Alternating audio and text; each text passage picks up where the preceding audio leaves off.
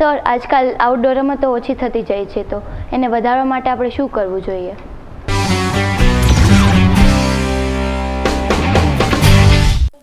આમ તો અત્યારે તમારી વાત સાચી છે કે ભાઈ અત્યારે રમત થોડીક ઓછી થઈ ગઈ છે અને મોબાઈલનો જમાનો થઈ ગયો છે, એટલે છોકરા હોય મોબાઈલમાં જ ગેમ રમતા હતી.